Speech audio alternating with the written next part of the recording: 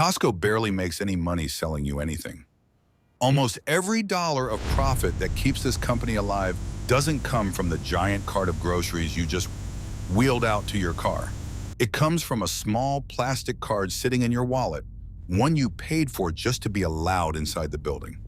This is the story of how a store convinced tens of millions of people to pay for the privilege of shopping there, and why that one decision built one of the most profitable retailers on earth.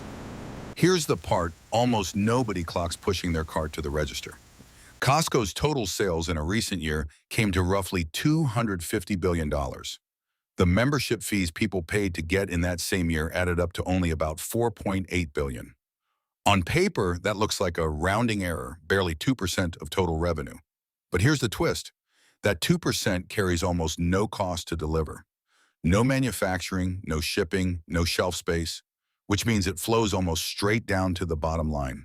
And when you look at Costco's actual profit, not its revenue, that tiny membership sliver accounts for roughly 2/3 of everything the company earns in a typical year.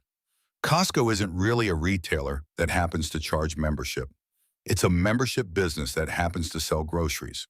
To understand why that structure even exists, you have to go back to how this company was actually built.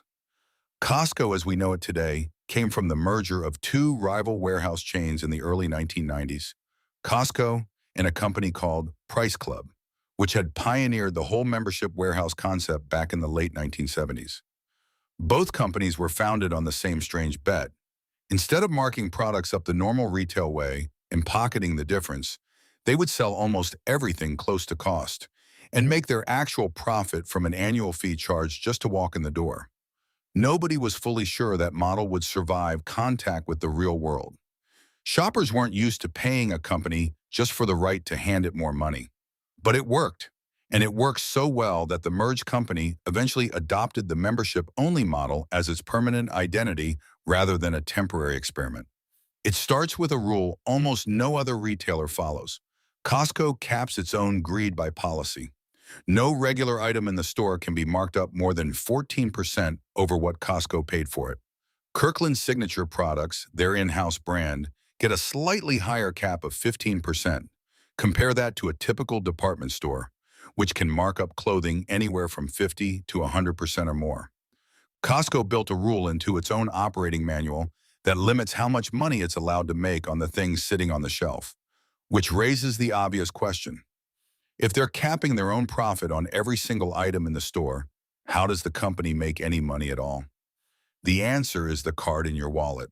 And the way Costco protects that card's value is the strangest part of this entire business. Now here's where it gets almost absurd, and it involves a hot dog. Back in the 1980s, Costco started selling a hot dog and soda combo for $1.50. Decades passed, inflation happened. By the 2020s, that same combo, if priced like everything else in the economy, should have cost somewhere around $4.40. It never did. Here's the story behind that, straight from the people who lived it. Years ago, the company's then CEO went to co-founder Jim Sinegal and said, essentially, we're losing money on this hot dog. We need to raise the price. Sinegal's reported response was blunt. If you raise the price of that hot dog, I will kill you. Figure it out. So they figured it out. Instead of raising the price, Costco built its own hot dog manufacturing plant in Los Angeles, and eventually a second one in Chicago, cutting out the middleman supplier entirely just to protect a $1.50 price point on a food court snack. That's not a company being sentimental about hot dogs. That's a company protecting the entire psychology of its membership. Because if members start to feel like Costco's prices are creeping up like everywhere else, the $4,000 TVs and the bulk paper towels stop feeling like a deal. And the whole reason to keep paying for that card starts to wobble. But the hot dog is really just the most visible example of a much bigger strategy running quietly through the entire warehouse. That Kirkland Signature brand isn't a budget knockoff sitting awkwardly next to name brands. In a lot of categories, it's manufactured in the exact same factories that make the premium version, sometimes on the same production line, just without the marketing budget and licensing fees stacked on top. That 15% markup ceiling means Kirkland products are almost never the highest margin item in their category on paper. But because Costco sells them in such enormous volume, and because shoppers trust the Kirkland name almost as much as the national brands it sits beside, that private label line has quietly become one of the most valuable brands in American retail, all while technically running on one of the thinnest margins in the building. Even the layout of the store itself is engineered around the same philosophy: concrete floors instead of tile. Products still sitting on the pallets they arrived on instead of being unpacked onto fancy shelving. Bright warehouse lighting instead of curated retail ambiance. None of that is an accident or a budget shortfall. Every dollar Costco doesn't spend making the store look pretty is a dollar it can afford to shave off the price tag instead, which feeds directly back into keeping that membership feeling worth renewing. So what does all of this actually add up to? A renewal rate.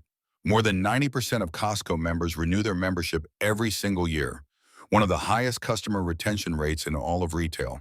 That number is the entire business model in a single statistic. Costco doesn't need to convince you to buy something new every time you walk in. It already got paid the moment you renewed the card, months before you ever picked up a cart. And the company has gotten remarkably good at nudging members toward paying even more for that same card.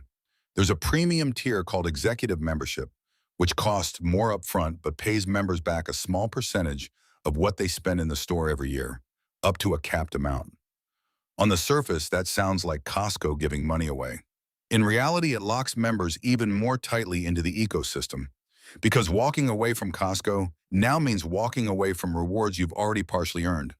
Executive members today make up a majority of the company's total sales, which means the members paying the highest membership fee are also the ones spending the most money in the building. Proof that the fee itself doesn't push people away. It filters in the most loyal customers and rewards them for staying that way. Everything else, the low markups, the underpriced hot dog, the giant bulk quantities that feel like a steal, exist to make that renewal decision feel obvious every single year. It's the exact same trick that made the mall business work, just running in reverse. A mall makes its real money by getting stores to pay for foot traffic. Costco makes its real money by getting you to pay for the privilege of walking in and buying things at almost no markup at all. In both cases, the thing you think you're paying for isn't actually where the profit lives. And the model has scaled far beyond the United States. Costco now operates warehouses across Canada, Mexico, the United Kingdom, Japan, South Korea, Australia, and mainland China. And in several of those countries, the wait to become a member has, at times, stretched into actual lines outside the building on opening day. That's not something that happens for a store that simply sells cheap groceries. That's what happens when people around the world start to believe the card itself is the valuable thing, not the products behind it. So the next time you renew that membership without even thinking about it, remember what you're actually funding. It's not the groceries. It's a business built entirely on your trust that the deal will still be good next year, protected fiercely enough that a company will build its own hot dog factory just to keep that trust intact.